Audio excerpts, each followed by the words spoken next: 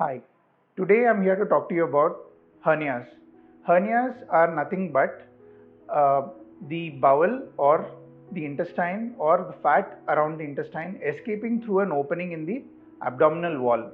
How these openings develop is that generally in every person there are natural defects and unnatural defects in the abdominal wall.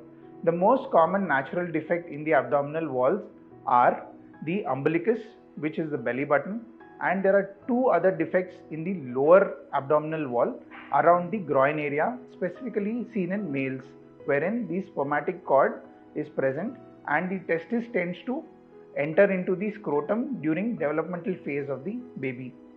Now, these are natural defects. The unnatural defects that occur may be because of trauma, some injury to the abdominal wall wherein the muscles become underdeveloped. Sometimes there might have been a previous surgery wherein the scar might not have healed, so that becomes a weak spot where the intestines tend to slip out into the subcutaneous space or the space beneath the skin. This is a hernia. The hernias are of different types. The most common hernia that we see is an inguinal hernia, which is a groin hernia, wherein the intestine tends to slip through a natural defect in the groin and tends to show up as a swelling in the scrotum in males, and in females in the frontal side of the thigh.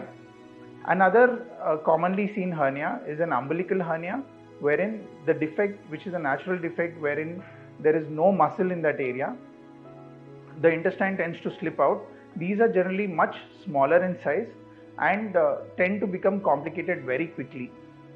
Another type of hernia is the ventral hernia or an incisional hernia that is seen post-surgery in the scar. These hernias are also frequently complicated because of previous surgery. There can be adhesions within the sac of the hernia. The only treatment for a hernia is surgery. There are no medical options for treating hernias. Though uncomplicated hernias can be managed using an abdominal binder belt, which is prescribed usually post-surgery for every patient that we operate. The most common methods of doing these hernia surgeries, unless they are too large or difficult to manage, is via laparoscopy. Laparoscopy is a technique wherein smaller incisions are made, so recovery is faster, and we tend to put a mesh to buttress or reinforce the defect after closing it, which helps prevent recurrence in these procedures.